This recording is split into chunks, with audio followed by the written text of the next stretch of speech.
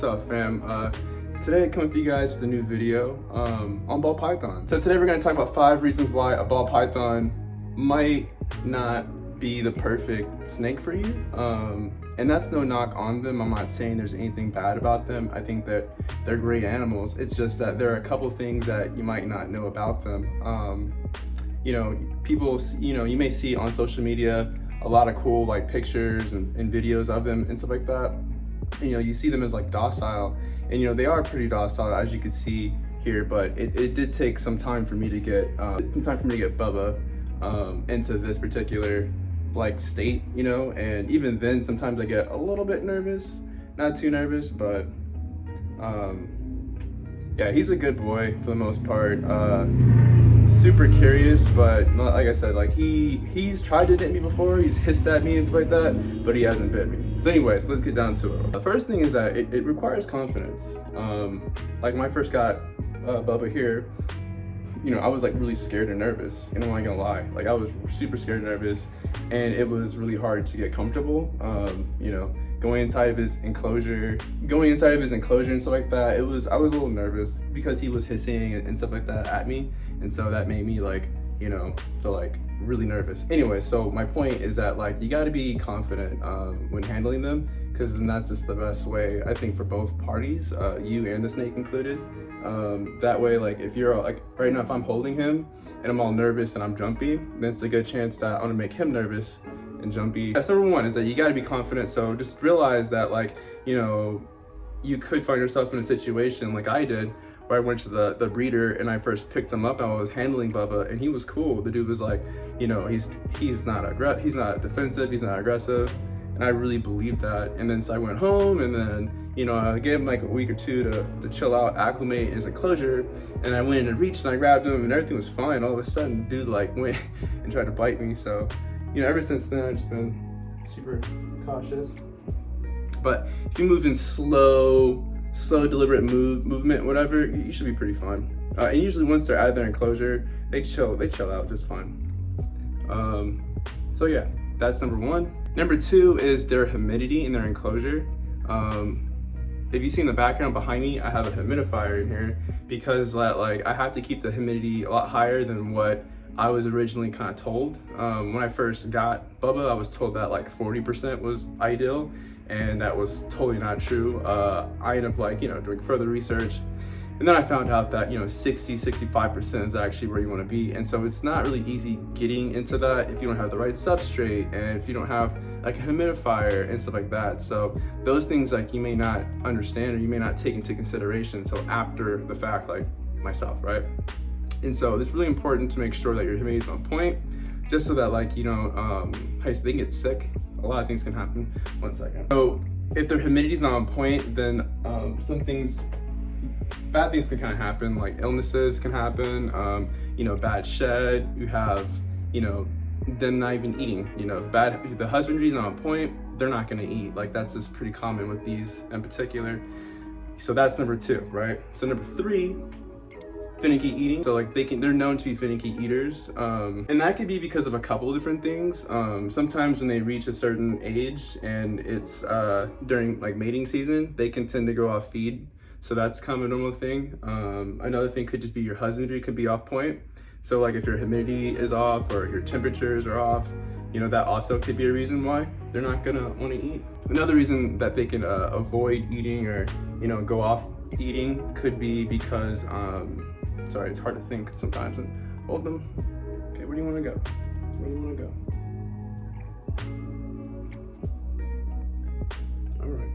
All right. There you go. Cool. So, what's my point? Oh yeah, eating.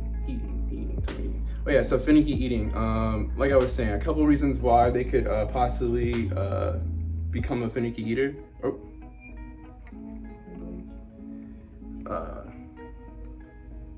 A reason that could happen is because, like I said, it could just be like, the husbandry could be off point.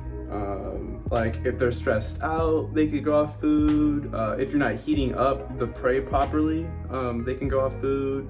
You know, a host of things can happen. They're more notorious for that, especially if you're planning on feeding them frozen thaw. So like I feed all my snakes frozen thaw. I don't feed them I don't feed them live. But one of the points is that when they get bigger, whatever, it's a good chance that those rats, when rats get to a certain size, those rats can be very lethal. They're known to bite and kill, maim snakes. Finicky eating, that's just kind of a common thing. Like when I first got Bubba here, he ate for me like the first week, and then after that, he didn't eat for like 2 weeks. So I, you know, wasted 2 rodents, then he ate, and then he didn't eat for like a month. Then he finally ate, and now he's been eating consistently. But I believe that had a lot to do with because I just wasn't heating up. I wasn't heating up his food properly. Whereas like now I have a much better understanding of it, and I've even done videos on that as well. So if you're curious about that, please check it out. So the fourth reason, and some people may not think this is fair, this is kind of like a general reason in general, is that like when you have a snake, it is possible that you know, they can't escape. That can happen. That's only happened to me one time, and that was totally my fault. I accidentally left my enclosure open, but I found him in less than like 30 minutes. He's actually underneath his enclosure, like near his hat pad. So typically if they ever escape, you kind of know where they're at. They're gonna be typically in a hot place. So yeah, that's number 4, is that like, you know, they can't escape. It's a really hot day today, and so I'm just gonna go ahead and just put Bubba up here because he keeps on sliding off me and I'm sweating like crazy. So we'll finish this in just 1 second. All right, hey fam, what's up? So yeah, I had to put Bubba up because it was getting way too hot. I'm like sweating because I have to close the windows because, you know, then you have like the traffic noise and it's loud outside. Woo, man, it is so hot. Anyways, so yeah, so our 5 reasons so far, right? So we have 1 more left, but just to kind of recap, right? We're at 5 things to consider before buying a ball python, right? So these are just the 5 things I personally feel that I didn't really know going into it. I kind of just assumed that, you know, everything would have been fine because everybody in their videos or people that would follow would talk about how easy it was owning a ball python. I think it is easy, but it's not that it's easy, it becomes easy. It's easier than taking care of a dog, taking care of a cat. But I don't know if at first it's easy to say that. I think at first it's kind of stressful. It's stressful a little bit for you as a new owner if you've never had a snake before, and it's stressful for your snake. Your snake has been transported from wherever to wherever, and so now your snake is there, and so your snake is stressed out, and possibly you're stressed out, and so that's kind of a recipe for disaster, right? And so you want this to be a great experience, and so just a lot of people that I've talked to on different channels, right, like Facebook, Reddit, you know, they'll be like, hey, you know what, I'm planning on getting a snake for the first time, but I'm afraid of getting bit, or I'm afraid it's gonna get too big, or I'm afraid. A lot of people talking about these things, they're afraid, but yet they want a snake. And so it's not that they shouldn't get it, or, you know, they should even give into their fear. I'm just saying that, you know, these are just 5 things to look out for, or just 5 things to consider before buying a ball python specifically. You know, I feel like other species of snakes are different, you know. A lot of people ask me, what do I recommend? I personally recommend boas. Boa imperators specifically. I just think that they're easier. I think they're great first animals, honestly. You can get them smaller. There's different, you know, localities that are known to be kind of like dwarfs, and so they're smaller, right? And so, like, you know, there's different morphs, there's different sizes, and I think it's really cool. So you can find something that floats your boat, and I just think that bows are just easier. That's me personally. Okay, so let's get back to it, right? Number 1, I said that confidence, it requires confidence, because if you don't have confidence, you know, it's gonna be tough, right? Like, you're gonna have to put your hand in the enclosure at times to either handle them, or to change their water bowl, or, you know, change their poop, or take the poop out, whatever. I mean, there's many times you're gonna have to put your hand inside that enclosure, and so you gotta be confident. If you're not confident, you're probably gonna get bit, or it's just gonna be a really stressful situation for you and your snake. Number 2, we talked about humidity. So humidity being a thing, you know, if you don't have the right proper humidity, it could lead to illnesses, it could lead to, you know, food strikes, you know, them going off food. It could lead to bad shed. It could lead to them even being a little defensive or aggressive, as people like to say, right? So humidity is really important. Number 3 is that, speaking of number 2, it kind of leads to number 3. Number 3 is the fact that they can be finicky eaters, right? So them being finicky eaters is kind of common, and this happens for multiple reasons, right? Usually it's the husbandry, or they're stressed out, or, you know, the food isn't being prepped properly. If you're doing frozen thaw, which I highly recommend, you know, it takes it's a process to understand how to do it the proper way.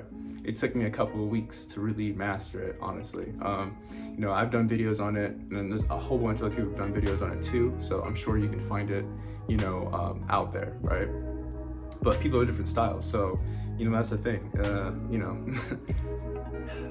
You know, you have that. And then so another thing, when you're feeding them, right, especially frozen thaw, there are some things that can happen if you do it the wrong way. So one of the things that are notorious, or one of the things that happen quite often, I don't know if it's quite often, but I've heard of horror stories, people putting frozen thawed animals and trying to heat them up in a microwave. It's a terrible idea, never do that. Another one is, you know, instead of defrosting them in room temperature water, sometimes people will defrost them in hot water, and essentially they're cooking. And so when the snake constricts them, they explode, and that's just because the stomach tract, or the stomach lining, I believe, will have been cooked or expanded, and so there's nothing there to really contain all those guts. And so yeah, that's something that can happen if you're not doing things the right way. So it's really important. That's why I say in general, this whole video is that a lot of people I hear, I'm not saying every person, but some people are like, I want the easiest one. And people are like, oh, get a ball python, that's easy. I'm hearing these things, I'm like, oh no, that's not true at all. And so, you know, it's really important to just take the time and do it the right way. And then that way, you know, your animals are happy, and then you're happy as well, right? Number 3, finicky eaters. Number 4 is escapes. And escapes aren't exclusive to just ball pythons, right? Any snake can essentially escape, right? If you give them the right opportunity to. And so that's just kind of why I put this on the list, is because escapes happen, especially when you're a beginner, right? And it's the first time it's the first time you have a snake. Like, there are certain things you're gonna learn not to do, like leaving screen tops open, and, you know, leaving doors open, and locks unlocked and stuff like that.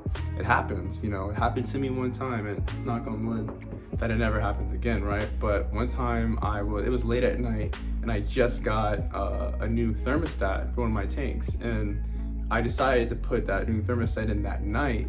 And so I did it, and once again, it was like really late, so I wasn't really thinking.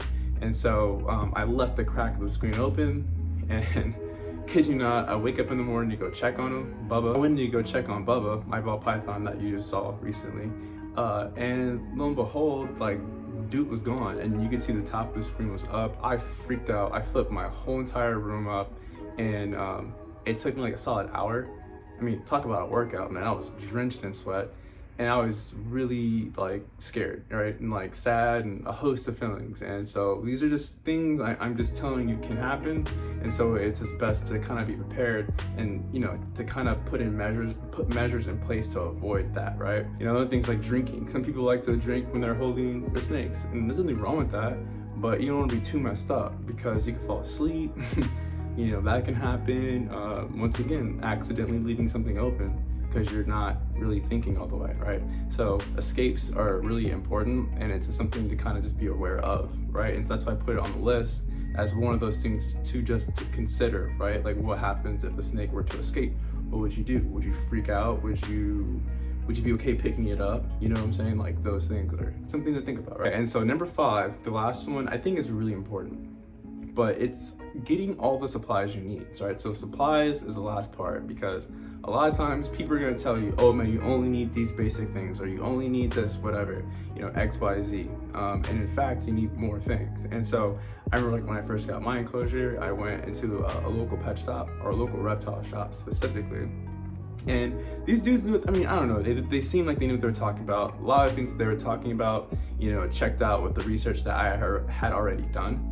And so I trusted them, right? Like most people would do in that situation, right? And so I go home, and then I realize, I'm like, dude, like, after further research, you know, people are like, yo, like, where's your thermostat? I'm like, thermostat? That dude said I didn't need a thermostat, you know, stuff like that. You know, that's not true. You definitely need a thermostat. You don't want to burn, you know, your sinks, whatever. That would be terrible. And so, like, a thermostat, and then because these are glass enclosures, I was like, hey, a glass enclosure with the humidity, everything's gonna be fine? He's like, yeah, man, you're straight. So I go home, and then I realize that the humidity needs to be in that 50-60%.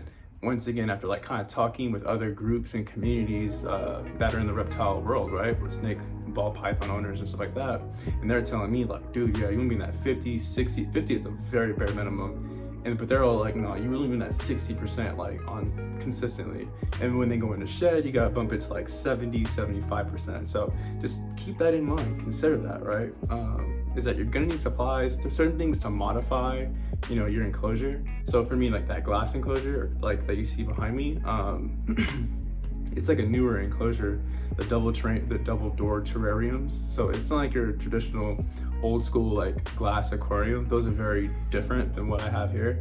These are modified a little bit in a different way. It's better ventilation, and that's kind of a problem because it's too much ventilation. So, you know, there's certain things you can add to your enclosures to modify them. And so this is one thing I did, for example. This is just like I believe it's called plexiglass. I think it's plexiglass. But yeah, I went and I measured the top screens, and I went to Lowe's, and then, you know, they cut a piece off for me for free. And I mean, I had to pay for the plastic, but, you know, they cut it for me for free. And anyways, I just put this on top of half of the screens. And so all my terrariums have it, half the screen is covered with this to kind of really keep the humidity in. And so when I say like modifications, that's like kind of like a cheat code or whatever, you know, so that's one thing that really helps. Another thing that really helps is the substrate that I use. I use cypress mulch. I think it does a really good job containing, you know, humidity and moisture, and also does a really good job masking smells, right? And so, you know, supplies, once again, are really important. It's better to do it right than to do it cheap. I do not recommend doing cheap, you know, for example, this is a great example of things they don't tell you. So when I went home, I got my snake, I was really excited, I took pictures of it, I was really excited, I posted it on like, I think one of the Reddit channels, like a ball python Reddit channel or something like that, and some person on there, a moderator went on there and was just like, hey, like, where's your thermostat? I was like, oh snaps, I didn't know that. And so I went to that same store, and I was like, yo, like, I was like, hey, do you guys need thermostats? They point them to me, and like, this is one of them. So do not get this one. This is terrible, you know? So this was like $30, you know? Which honestly, I mean, that's not that expensive, but it's really bad. So that, for example, that particular thermostat, I think it's called Zilla, the name of the brand Zilla. Okay, so I bought that one, and I was like really happy and excited, and so I was like, yes, got my thermostat, we're good, right? I got my thermostat, I come home, I set it up, and I was really happy. I then go and I post like, hey, new thermostat, you know, and that same lady, she goes and she's like, that's a bad thermostat. And I was like, what?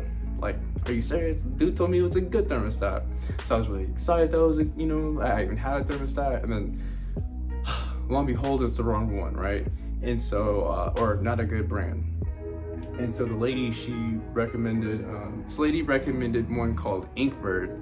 And Inkbird, you just gotta make sure if you do get Inkbird, make sure you get the reptile enclosure one. There's two for one. There's one that's like an aquarium probe, in like a reptile probe, whatever. So one's for water and one's for like, you know, dry, right? So get the dry one, don't get the water one. But on Amazon, $30. So it costs, I think it was even, that Zilla one was even more expensive. It was like 35, 36. This is $30. So it's just cheaper and way better.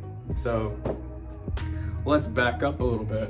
When I got that thermostat, I didn't believe her. I thought she was full of crap. I was like, yeah, lady, whatever, right? So I had my infrared gun, and then I took the temperature of the hot side, and the hot side was way lower than what it was saying it was putting out. And so that's a problem, right? So it was like 87, 88 degrees when it was saying it was like 94, 93 degrees. So I was turning it up. My point is that like it had to be like 12 degrees higher than what I had to calibrate it to, like 12 degrees higher than what it was saying it was actually reading. So it was just a faulty, bad piece of crap of a thermostat. So that Inkbird one that I have, way better. I mean, on point.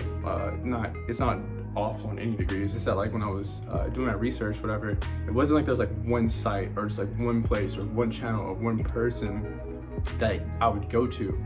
And I don't recommend you do that. I recommend you go to multiple people because it's different experiences and different ideas and different situations. And I just want you guys to consider this before you make that purchase, right? It's better to have all your supplies, to have your husbandry on point, where you're getting your readings and everything like that, and then you pick up your snake. I just think it's the best way, especially if it's your first one, because then it just like kind of reduces a lot of that stress and anxiety, which is already going to be there. So, you know, reducing it makes it enjoyable. And I just want you to enjoy your animal. There's so many people who get these awesome creatures and then they're like, man, I can't take care. It's more than I thought, or it's just not as easy as I thought it would be. So that was number 5, and that was supplies. My thing is that like, are these easy animals to take care of? I personally believe yes. But it takes time to get there. When I first got them, or when I first started collecting snakes, it wasn't that easy when I first got them. Because once again, like I said, it's a lot of information, it's a lot of things to experience and to digest, right? And practice at the end of the day. Like feeding and all that stuff, whatever. Feeding and making sure that their husbandry is on point. Like that stuff, it just takes practice, then you get better at it. Like right now, I feel way more comfortable handling them, cleaning their enclosures. Like I feel like I can do it all. You know, like health-wise, like they're all healthy and like it's been consistent. And that's the name of the game, is consistency, right? You want it to be enjoyable for both you and your snake, right? I think that's what most of us would want. Practice with, you know, the right research and the right attitude, right? Like you could definitely do this. It's not that hard. It's definitely doable, but you're gonna have to put some work into it. You know, it's not something you can just leave in the background and kind of just come to it every here and there. I mean, yes, you can, but like, I don't know if that's been the best experience. Like, I'm very hands-on, and I can tell you right now, like, all my snakes are really, really chill with being handled. And that's just because I'm really hands-on with them. Anyways, all right, cool. So that's that. Thanks for watching. Like I said, if you haven't already, please like, please subscribe, please comment. I'm always down for a good conversation. And if you watch my channel, you know, we always wrap it up on something positive, because, you know, that's what we do in this community. When you're handling snakes, whatever, you gotta be positive. When you're talking to people, you gotta be positive. So we're gonna keep that going. Today's positive challenge of the day, we've done this before, but I think we're gonna hit this one again because it's really important. And I think that's community. So if you're interested in a snake, you're like thinking like, hey, you know what? I really want a ball python. I want a boa. I want a colubrid, whatever kind of snake you want. Just join a community. You know, there's Reddit, there's Facebook, there's Instagram, there's YouTube. There's so many communities out there, and so many people who have like experiences, from breeders to collectors to, you know, I don't know, like specialists. You know, you got all kinds of stuff. And so like, I just recommend you guys like joining a community and getting intimate with that community and just really experiencing that positive vibe, right? Like, especially if you're gonna get one of these, if you're getting a snake, whatever, I think, you know, having community support just makes the experience so much better. It doesn't feel like you're alone. Like, you know, I'm the only one who handles my snakes. I don't have anyone to help me with them. And so like when I was first when I first got in this, whatever, at times it did feel lonely. It wasn't even like a call, it'd be like, hey man, like this happened and you know, what do I do? And so I had to seek out communities. And so I just think that's really important, and it could just really help your experience and make it really cool. So that's that, fam. Thanks again for watching. Have a great day. As you guys know, you're all awesome, great people, and keep on killing it. Do what you're doing every day, baby. Blkhippiee loves you. That's that, fam. And until next time, peace.